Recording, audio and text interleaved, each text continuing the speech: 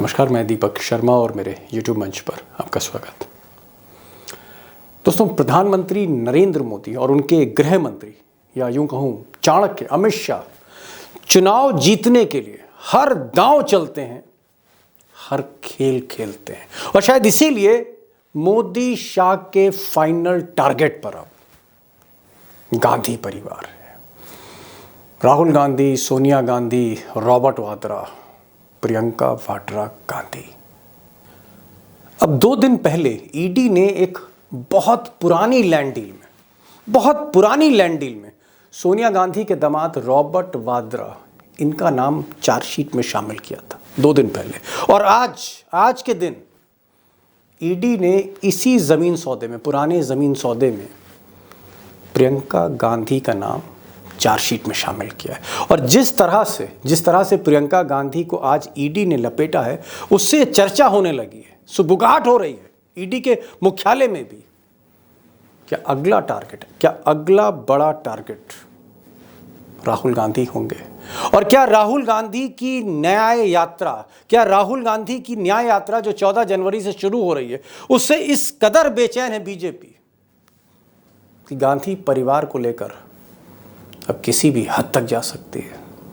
Investigation is going on. The Congress party has said that this is clear vendetta politics. अभी चुनाव से पहले देखिए ना ये लोग क्या क्या करते हैं। अभी तो ये शुरुआत है।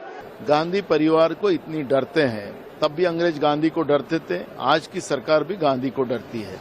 They are also trying to wound up all the Congress party leaders, everyone, including me also. देखिए कांग्रेस का क्या कुछ कहना है, वो हमने आपको सुनवाया। आप सीधे रुख करते हैं, मेरे सहयोगी रवि त्रिपाठी भी बौखलाए हुए चूहों की तरह दौड़ रहे हैं। मुझे मालूम था कि चुनाव के 1-2 दिन पहले इनके झूठों का सिलसिला दोहराया जाएगा, इसमें कुछ नया नहीं है। अब दोस्तों, जो सबसे बड़ा सवाल है वो ये है कि आज जिस तरह गांधी परिवार पर टारगेट किया गया है, इसके पीछे सरकार का, मोदी शाह का, गुजरात लॉबी का असली मकसद क्या है, असली मोटिव क्या है? और क्यों कांग्रेस के फाउंडेशन डे पर, आज इतने अहम दिन पर कांग्रेस के, जब नागपुर में इतनी बड़ी रैली हो रही है, उसी दिन प्रियंका गांधी को टारगेट क्यों किया गया? उसी दिन ये कीचड़ क्यों उछाला गया? उसी दिन गोदी मीडिया ने चारों तरफ, अखबार हो या फिर टीवी चैनल हो या सोशल मीडिया हो, प्रियंका गांधी को आज ही क्यों टारगेट किया गया? क्या आज से एक नई शुरुआत कर रही है एनफोर्समेंट डायरेक्टरेट ईडी? अब दोस्तों, मोदी जी की एजेंसियों ने जिस तरह से गांधी परिवार पर दोबारा टारगेट करना शुरू किया है, उसके पीछे का जो मोटिव है, मकसद है, पॉलिटिकल एम है, उस पर तो मैं आऊँगा, उस असली स्टोरी पर मैं आऊँगा। लेकिन मैं चाहता हूँ कि अगर आप मुझे 30 सेकंड दीजिए तो मैं ये जो प्रियंका गांधी का ये जो एपिसोड है, ये संक्षेप में आपके सामने रख सकूँ। Just 30 seconds. और ये जो मामला है प्रियंका गांधी का, दरअसल 2006 में, आज से कई बरस पहले 2006 में दिल्ली से सटे फरीदाबाद और फरीदाबाद के गांव अमीपुर, यहाँ पर प्रियंका गांधी ने, ईडी का कहना है कि 5 एकड़ एक ज़मीन ली थी। और ये जो ज़मीन ली थी, गांव की ज़मीन थी, ये एक दिल्ली के बड़े चर्चित प्रॉपर्टी डीलर है पाहवा साहब, HL पाहवा से ली थी। अभी जो पाहवा साहब हैं, इनके जो लिंक हैं वो एक दुबई के बिजनेसमैन CC थाम्पी। ये जो थाम्पी साहब हैं, इनसे लिंक थे। यानी कहीं ना कहीं जो प्रॉपर्टी डीलर जिससे खरीद फरोख्त हुई, उसका लिंक दुबई के एक बिजनेसमैन से था। और ये जो दुबई का बिजनेसमैन है, इस पर मनी लॉन्ड्रिंग के आरोप थे। 2020 में, आज से 3 साल पहले, यही जो थाम्पी साहब हैं, इनको अरेस्ट कर लिया गया था, ईडी ने अरेस्ट कर लिया था। तो ये एक कहानी है जिस में प्रियंका का नाम घसीटा जा रहा, और इसी मामले से कुछ जुड़ा, ये दुबई और लंदन का जो कनेक्शन निकाला है ईडी ने, उसमें रॉबर्ट वाड्रा का भी नाम आया है और उनका भी चार्जशीट में नाम डाला गया। चार्जशीट में अभी नाम डाला गया। आगे की दिशा क्या होगी ईडी की, मैं कुछ नहीं कह सकता, लेकिन हाँ, मोदी है तो कुछ भी मुमकिन है। प्रियंका गांधी का तो थोड़ा मामला दोस्तों आपने समझ ही लिया होगा कि प्रियंका गांधी ने 2006 में, यानी 2006 में ए ने ज़मीन खरीदी बी से, फिर बी ने बेची ए को, फिर ये जो बी है इसका लिंक किसी सी से है दुबई में, और फिर जो सी है दुबई में उसका लिंक किसी का डी से है। इसी तरह से केस होते हैं। ईडी के आजकल। बहरहाल राहुल गांधी की बात कर लेते हैं कि राहुल गांधी का मामला क्या है। राहुल गांधी का जो मामला है उसे नेशनल हेरल्ड केस कहते हैं। अब ये नेशनल हेरल्ड क्या है? नेशनल हेरल्ड दरअसल एक बड़ा पुराना अखबार, नेहरू जी के टाइम का, उर्दू का अखबार, अंग्रेज़ी का अखबार और हिंदी का अखबार। ये नेहरू जी ने स्टार्ट किया था आज से कई दशक पहले। अब ये अखबार किसी तरह से आप कह सकते हैं इसकी माली हालत ख़राब होती गई। तनख्वाह तक के पैसे नहीं थे कांग्रेस के पास, तो एक कंपनी बनाई गई यंग इंडियन कि चलिए जो पत्रकार हैं इनको तनख्वाह मिलती रहे और जो प्रॉपर्टीज़ हैं वो ये यंग इंडियन में ट्रांसफ़र हो गई। अब ये जो कांग्रेस ने कंपनी बनाई यंग इंडियन, इसके बोर्ड ऑफ डायरेक्टर्स में जाहिर तौर पे सोनिया गांधी जी को रखा गया, राहुल गांधी को रखा गया, इसमें मोतीलाल वोरा थे, कई बड़े कांग्रेस नेता थे और अभी भी हैं। तो ये जो केस था ईडी ने इन साहब के कहने पर दर्ज किया, सुब्रमण्यम स्वामी, समझ ही गए आप। और सुब्रमण्यम स्वामी ने तरह तरह के आरोप लगा दिए कि साहब प्रॉपर्टी का खेल है, कहीं बिल्डिंग जो है अपने हत्या ली। अब सुब्रमण्यम स्वामी का जो केस है वो सुब्रमण्यम स्वामी जैसा है कि ये जो इमारतें हैं नेशनल हेरल्ड जिसमें कभी चलता था, वो इमारतें यंग इंडियन में आ गई, इसका जो मालिक मुख्तार हैं वो गांधी परिवार हो गए। इस तरह के इन्होंने आरोप लगाए। बहरहाल नेशनल हेरल्ड केस में सोनिया गांधी और राहुल गांधी से 10-10 घंटे की पूछताछ हुई, निकला कुछ नहीं। बहरहाल अब चुनाव सर पर हैं। पिछले महीने लास्ट मंथ नवंबर 2023 में नेशनल हेरल्ड केस की फाइलें फिर से खोली गई और जो प्रॉपर्टीज़ थी इस अखबार की उनको अटैच कर लिया, कुर्क कर लिया। अब सवाल ये है कि व्हाट नेक्स्ट? नेशनल हेरल्ड में अब ये प्रॉपर्टी अटैच करने के बाद अगला कदम क्या है? क्या वो अगला कदम राहुल गांधी की तरफ जाता है जो देश में दोबारा यात्रा पे निकलने जा रहे हैं? और इस यात्रा से गुजरात लॉबी बड़ी परेशान है। अब दोस्तों ईडी ने जो पुरानी फाइलें 2006 की 2020 की जो फाइलें खोली हैं, खंगालनी शुरू करी हैं, ये फाइलें जो फिर से मोदी जी के टेबल पे पहुंच गई हैं और इनको हीट किया जा रहा है इन फाइलों को, इसकी जड़ में, इसकी रूट में दरअसल राहुल गांधी की अगली यात्रा है जो कुछ दिन के बाद यानी 14 जनवरी को शुरू हो रही है। अब इस यात्रा से ये घबराहट क्यों है गुजरात लॉबी को? दरअसल जो पिछली यात्रा थी वो राहुल गांधी की कहीं ना कहीं साउथ पे ज़्यादा फोकस थी और उस यात्रा की बदौलत कर्नाटक और तेलंगाना 2 राज्य कांग्रेस के खाते में आ गए। ये जो यात्रा है ये हिंदी पट्टी पे फोकस कर रही है और कल भी मैंने वीडियो बनाया था, आप चाहे टाइमलाइन पे देख सकते हैं कि किन सीटों पर फोकस कर रहे हैं। 160 सीटों पर फोकस है। ये वो सीटें हैं जहां मोदी जी का दबदबा है, मोदी जी का एक छत्र राज है। ये वो हिंदी पट्टी है जिसको आरएसएस और बीजेपी ने चंद दशकों में हिंदू पट्टी बना दिया। जी हाँ, हिंदी से हिंदू पट्टी बन गई जहां बीजेपी स्वीप करती है। इस बार राहुल गांधी 14 जनवरी से जो यात्रा शुरू कर रहे हैं मणिपुर से मुंबई, जो 14 राज्यों से गुजरेगी, उनका फोकस 40-50 सीटों पर है जहां कांग्रेस थोड़ा जोर लगाया जाए तो जीत सकती है।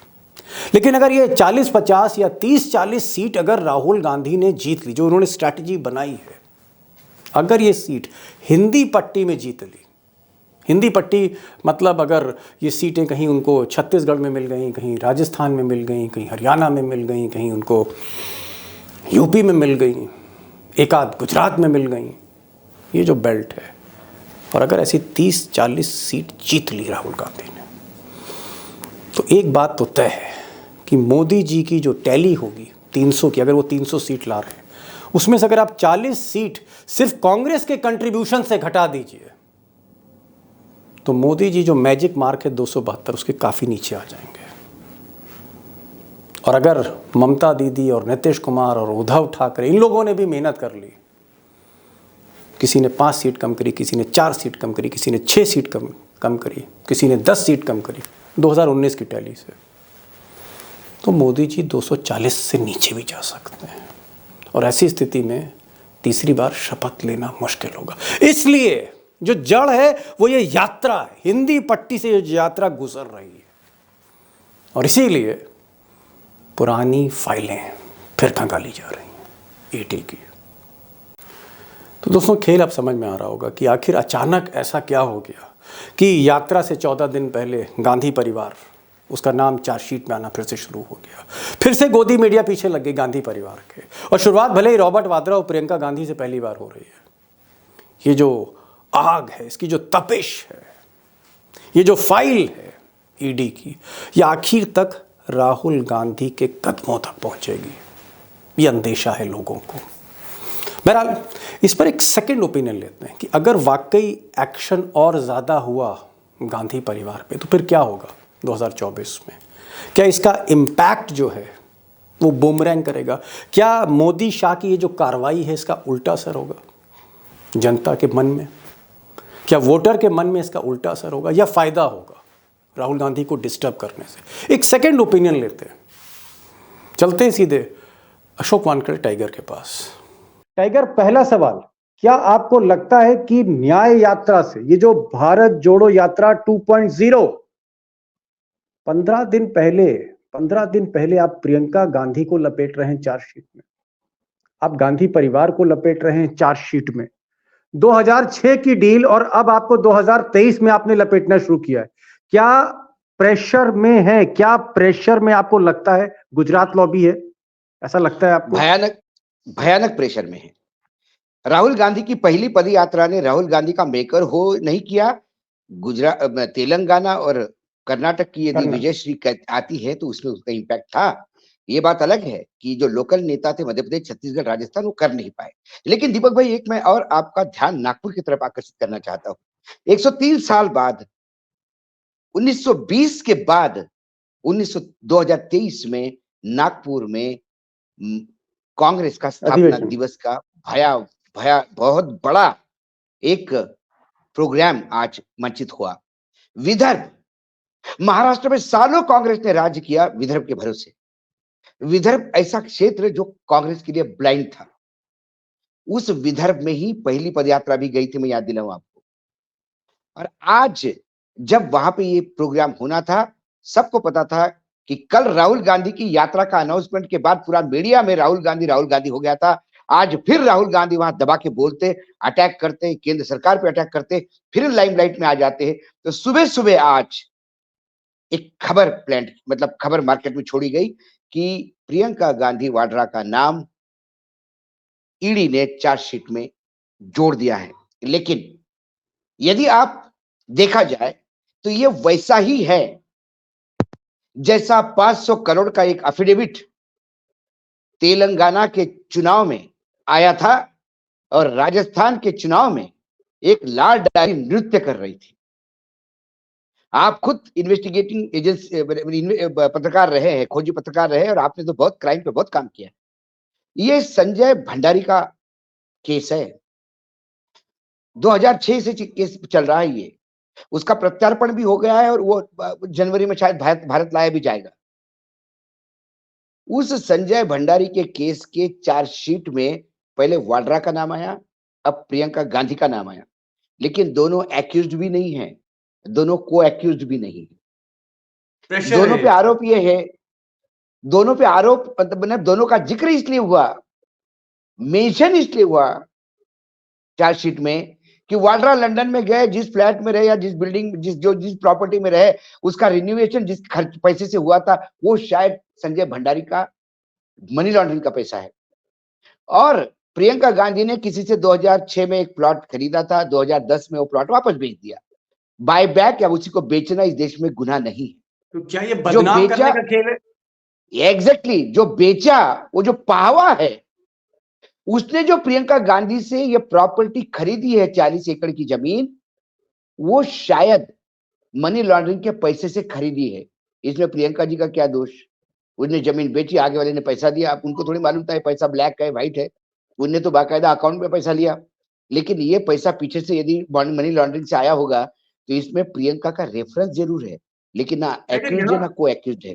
टाइगर, मैं समझ गया, प्रॉपर्टी का खेल समझ गया। मैं इसके रिपरकशंस पे जा रहा हूँ।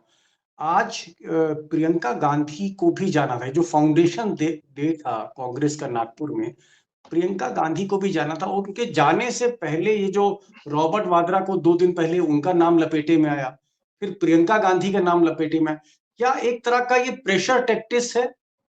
प्रेशर टैक्टिस है, यकीनन गांधी यकीनन परिवार को संदेश है गुजरात लॉबी का कि भाई ये थोड़ा सा कंट्रोल में रहिए, हम कुछ भी कर सकते नहीं हैं। नहीं, देखिए क्या कर सकते हैं। राहुल गांधी को सजा दिलवा दी 2 साल की, मतलब सजा हो गई। वो कैसी हुई सबको पता है, सर्वोच्च न्यायालय ने उसमें स्टे दे दिया। आपने राहुल गांधी को बर्खास्त कर दिया हाउस से, उसका घर खाली करवा दिया, कोई टाइम नहीं लगाया उन्हें। और जिस सांसद के पासेस लेके वो बच्चे, भारत के वो बच्चे जो अपना विरोध प्रकट करना चाहते कूदे ऊपर से, उसके ऊपर कुछ एक्शन नहीं होता। जो माँ बहन की गंदी गंदी गाली देता है, धर्म को लेके किसी के धर्म को लेके गाली देता है, वो सदस्य आज बैठा हुआ है, 143 सदस्य बाहर है। यह फ्रस्ट्रेशन है सरकार का। ये जो सरकार आमने सामने लड़ नहीं सकती, ये बाहर रास्ते से ढूंढती है। चलिए टाइगर एक मिनट, मुझे आप ये बताइए कि मेरे दोस्तों को आप ये बताइए कि आपने कहा कि भाई प्रियंका गांधी ने जमीन खरीदी हरियाणा के फरीदाबाद में, फिर उसने किसी प्रॉपर्टी डीलर को बेच दी। इसका जो जिक्र आया कि साहब ये वो लोग हैं, प्रियंका गांधी और रॉबर्ट वाड्रा, ये जो सोनिया गांधी की जो बेटी है, सोनिया गांधी का जो दामाद है, कहीं ना कहीं मनी लॉन्ड्रिंग करने वालों से लिंक है। ये जो आज खबर आई गोदी मीडिया में सुबह से चल रही है, जिस दिन प्रियंका गांधी हो सकता है वहां बोलने जा रही हूं, इसका मकसद क्या है? मैं उद्देश्य जानना चाह रहा हूं। इसका पहला मकसद तो यह है कि आज का नागपुर का जो प्रोग्राम है उसका लाइमलाइट छीन लेना, उसकी ऐसी और तैसी प्रियंका को ऐसी तैसी कर देना। आप सारा दिन भर, आज हम और आप राहुल गांधी ने वहां क्या बोला इस पे चर्चा नहीं कर रहे हैं। हम प्रियंका गांधी का नाम चार्जशीट में है, वो कर रहे, दैट व्हाट दे वांटेड, और वो उन्होंने किया है। आज पूरे गोदी मीडिया में एक ही बात चल रही है, प्रियंका दोषी। सोशल मीडिया में चल रहा है कि इतने दिनों तक टैक्स पेयर्स के पैसे पे जी रहे, बंगले में रहते, शर्म आनी चाहिए, इतने लाखों करोड़ों कमाते। किसी ने 37 करोड़ बताया, किसी ने 40 करोड़ बताया, अपना अपना आंकड़ा सामने आ रहा है। ये वही है जो 500 करोड़ का एफिडेविट है, ये वही है जो लाल डायरी है, जो राजस्थान के चुनाव में नाचती थी। आज प्रधानमंत्री में यदि दम हो, मैं चैलेंज करता हूं, तो लाल डायरी सामने लाए, अशोक गहलोत को जेल के अंदर डाले। इस देश में भ्रष्टाचार मिटाना चाहिए। कम से कम दीपक शर्मा के प्लेटफॉर्म से मैं ताकत से बोलता हूं कि भ्रष्टाचार विरोधी है हम, कोई भी हो भ्रष्टाचारी जाना चाहिए।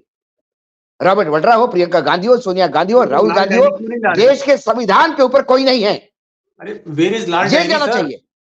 मैंने वही तो कहा, प्रधानमंत्री जैसे जिम्मेदार व्यक्ति ने कहा लाल डायरी। आज वो लाल डायरी की बात करें, 500 करोड़ का जिक्र मुंडी हिलाते करते थे प्रधानमंत्री जी। अभी ज्यादा कुछ मैं टोन बदलूंगा तो मेरे पे भी केस लग जाएगा कि आपने देश के प्रधानमंत्री का अपमान किया। साहब मिमिक्री कर रहे हैं आप। जब प्रधानमंत्री जी ताली बजा बजा के और ऐसा कर करके जब बोलते हैं तो मिमिक्री नहीं होती। 500 करोड़ क्या कर रहे हैं बघेल साहब बाहर? क्यों बघेल बैठा है आज वहां पे नागपुर में? बघेल की जगह जेल में होनी चाहिए। प्रधानमंत्री गृह मंत्री ये वक्तव्य करते हैं, कम से कम गरेबान में झाके वक्तव्य करने के पहले। आप एक पार्टी के नेता है, आप स्टार प्रचारक है, लेकिन आप एक जिम्मेदार जगह पे बैठे हैं। आज क्यों नहीं, आज एएनआई का ट्वीट क्यों नहीं बोलता ये कि she has been chargesheeted, not as accused, just mentioned. जी आपने वो आधा अधूरा ट्वीट करके छोड़ दिया। कहीं ना कहीं जी हो सकता है ट्विटर की मर्यादा हो शब्दों की, लेकिन मैसेज क्या गया? प्रियंका गांधी आरोपी है, यही मैसेज गया। जी यही मैसेज देना चाहते हैं। टाइगर, एक असली सवाल पे मैं आ रहा हूँ। आपको लगता है कि जैसे प्रियंका गांधी को आज लपेटा है ईडी ने, और सारे अखबारों में और गोदी मीडिया के चैनल में चला है कि प्रियंका गांधी ने एक जमीन बेची और वो प्रॉपर्टी डीलर जो है वो किसी मनी लॉन्ड्रिंग के पैसे से उसने उसको खरीदा। ठीक है, ये आज प्रियंका का अध्याय खोला गया है, एक चैप्टर खोला आज। क्या आपको लगता है कि नेशनल हेराल्ड का, आज मेरी ईडी में किसी सूत्र से बात हो रही थी, उनका ये कहना है कि भाई 20 नवंबर को हमने नेशनल हेराल्ड केस, जिसमें सोनिया गांधी और राहुल गांधी को कहीं ना कहीं आरोपी बनाया गया है, उस मामले में पूछताछ उनकी हुई है, जमानत पे है। जी हाँ, जमानत। उस केस में पिछले महीने 20 नवंबर को पिछले महीने सारी प्रॉपर्टी ईडी ने सीज की है। यानी उस फाइल को फिर से खोला जा रहा है। आपको लगता है कि ये जो न्याय यात्रा है, जिसको लेकर थोड़ा सा गुजरात लॉबी बेचैन है, क्या न्याय यात्रा से पहले ईडी जो है वो राहुल गांधी पर भी फोकस कर सकती? क्या Rahul Gandhi would be the next target of ED? Definitely. Rahul Gandhi is a target after a long time, for a long time. Rahul Gandhi को तो इन्होंने पप्पू बना के छोड़ दिया था, लेकिन उस पप्पू ने जब कन्याकुमारी से लेके श्रीनगर तक, जम्मू से मतलब तमिलनाडु से कश्मीर तक जब रास्ता नापा और जब उसने बता दिया कि वो जननायक के रूप में उभर सकता है, वो छवि धूल डाली। उसके बाद जब हाउस में आए तो हिंडनबर्ग रिपोर्ट पे क्या बोले, वाह, सरकार के पास जवाब नहीं था। आपने बाहर का रास्ता दिखा दिया, विचलित नहीं हुए, रास्ते पे लड़ाई जारी है। आज मैं एक सवाल पूछता हूं दीपक भाई, आप भी इतने सालों से देख रहे हैं, मैं कोई राहुल गांधी को प्रोटेक्ट नहीं करता, गांधी परिवार भ्रष्ट है तो जेल में जाना चाहिए। हम सबसे पहले सेलिब्रेट करेंगे कि कम से कम छोटे मछलियों को मत पकड़ो, बड़े मछलियों को पकड़ो, हम बार बार कहते हैं। यदि भ्रष्ट है तो, लेकिन भ्रष्टाचार के आरोप लगा के बदनाम मत करो। जो भ्रष्ट है वो तो गोले में बैठे। 70,000 करोड़ का सिंचन घोटाला, उप मुख्यमंत्री अजीत पवार, हाँ, एक मुख्यमंत्री है जो भ्रष्टाचार के अलिप पूरे तरह से डूब चुके थे। इन्हें बीजेपी वालों ने हाउस नहीं चलने दिया आसाम में 1 महीने तक। आज वो गीता पे ज्ञान बांट रहे साहब, गीता के श्लोक बता रहे लोगों को। हेमंत बिस्व शर्मा चीफ मिनिस्टर असम की बात कर रहे हैं। किसी तथाकथित गुंडा जिसका पुराना रिकॉर्ड हिस्ट्री शीटर का रहा हो, उसका बेटा लोन देता है किसानों को, वो गृह राज्य मंत्री बना देता है। तो ये तो लंबी हिस्ट्री और हम कई बार बोल चुके हैं। मेरा कहने का मतलब ये है कि आपको उस यात्रा के दौरान अभी बहुत कुछ होने वाला है। आपने कहा ना कि नेक्स्ट टारगेट कौन है, राहुल गांधी जब यात्रा के पीक पे रहेंगे तब ईडी का एक समझ जाएगा, आप आ जाइए। जब राहुल गांधी की भाषणों की बातें होने लगेगी मीडिया में, तो ये उठा के प्रियंका गांधी को रोज 2-2 घंटे 4-4 घंटे बुलाएंगे, और प्रियंका गांधी अंदर क्या सवाल जवाब दे रही है ये बाहर सिस्टमैटिकली लीक किया जाएगा। जो नहीं बोला वो भी बताया जाएगा, जो नहीं पूछा वो भी बताया जाएगा। ठीक, और एक कैंपेन चलेगा टू काउंटर द न्याय यात्रा। अरे सामने की लड़ाई लड़ो साहब, ये जंग है, तलवार लेके सामने चलो। कोई हारता है, कोई जीतता है। चलिए मान लिया टाइगर की गुजरात लॉबी पर्दे के पीछे से वार करती है, वो उसका एक स्टाइल है, युद्ध लड़ने का उनका एक तरीका है कि पर्दे के पीछे से तलवारें भांजते हैं और किसी के कंधे पर बंदूक रखकर गोली चलाते हैं। चलिए मान लिया, उस पर मैं बहस नहीं करना चाह रहा हूं कि वारफेयर की। एक सेकंड करेक्शन करूंगा। उनकी स्टाइल नहीं है, ये युद्ध का स्टाइल नहीं है। युद्ध आमने सामने होता है, ये युद्ध लड़ते ही नहीं है। ये पीठ में छुरा घोप के आपको युद्ध के लायक छोड़ते नहीं। चलिए मैं कह रहा हूं, और वो कर लेते हैं। ठीक है, छाती की जगह पीठ पर वार करते हैं, मैं उस पर नहीं आ रहा हूँ। मैं असली मुद्दे पे आ रहा हूँ कि मान लीजिए कि अगर आपको लग रहा है आज प्रियंका गांधी, उससे पहले रॉबर्ट वाड्रा, उसके बाद नेक्स्ट टारगेट राहुल गांधी, अगर अगले महीने जब धीरे धीरे इलेक्शन चरम पर होगा और ऐसी स्थिति में राहुल गांधी को फिर से उनकी पुरानी फाइलें खोली जाती, जिस तरह के संकेत मिल रहे हैं, इसका इम्पैक्ट क्या होगा चुनाव में? इसका इम्पैक्ट क्या होगा चुनाव के दौरान? राहुल गांधी को बीच रास्ते से उठा के ईडी के हेडक्वार्टर में उसकी पेशी कराना, ये मैसेज क्या जा रहा है? अमित शाह क्या सोच रहे हैं, जनता क्या सोच रही है, आपका क्या कहना है? Last question. देखिए, अमित शाह और मोदी जी सोच नहीं रहे, उनके पास इसके सिवा कोई रास्ता नहीं है। द लास्ट रिटॉर्ट यही है, उनके तरकश में यही तीर बचा है और कुछ बचा नहीं है। जो तीर है वो तो चलाना ही पड़ेगा। जब आपके पास कुछ बचा ही नहीं तो वही करो। यूपी पुलिस जैसा हाथ में बंदूक नहीं है तो डंडा लेके ठो ठो मुंह से करो, यही कर रहे हैं। इसका इंपैक्ट जनता पे क्या होगा वो मायना रखता है। राहुल गांधी तो आएंगे, फिर आएंगे, बुलाए जाएंगे, आएंगे, फिर जाएंगे, वापस यात्रा कंटिन्यू करेंगे। जनता को ये समझ में आ गया है, आज की डेट में जिसको ईडी घेरता है, जनता को लगता है कि बाबा ये आदमी जो है या जो महिला है ये मोदी जी को भारी पड़ रही है। अब ईडी के मायने भ्रष्टाचार के नहीं रहे हैं। ईडी मतलब मोदी पर भारी। एग्जैक्टली जी, जो पड़ा मोदी पे भारी, अगली उसकी ईडी की बारी। जी, सीधा बहुत खूब आपने कहा कि ईडी पे जो भी मतलब जो भी मोदी की तरफ भारी पड़ रहा है उसकी बारी आ जाती है ईडी में। एक चीज आपने और कही कि राहुल गांधी जो है वो नेक्स्ट टारगेट नहीं बल्कि ऑब्वियस टारगेट, वहां हाँ। तक ये तीर पहुंचना ही पहुंचना है। और उसकी पहुंचना वजह ये है कि ये जो यात्रा है ये उस हिंदी पट्टी से निकल रही है जहां कांग्रेस कमजोर है और बीजेपी स्ट्रांग है। और राहुल गांधी अगर 30-40 सीटों पे फर्क कर देते हैं हिंदी हार्टलैंड में, तो खेल जो है वो बदल सकता है, पलट सकता है। और यही शायद डर है। टाइगर, आप आए और जिस बेबाकी से आज आपने बातचीत करी और कैमरे के सामने आप जिस तरह से आते हैं, लोग यूं ही आपको टाइगर नहीं कहते, अरे टाइगर ऑफ द नहीं, न्यूज। और ये जो बोल्डनेस है, ये जो हिम्मत है, आप हम चाहेंगे, हमारे दोस्त चाहेंगे आप वो बरकरार रहे। बहुत बहुत शुक्रिया आपका आने का। मसरूफियत बहुत ज्यादा थी, धन्यवाद, फिर भी आप आए। Thank you so much sir for joining this धन्यवाद, प्रोग्राम। धन्यवाद, धन्यवाद।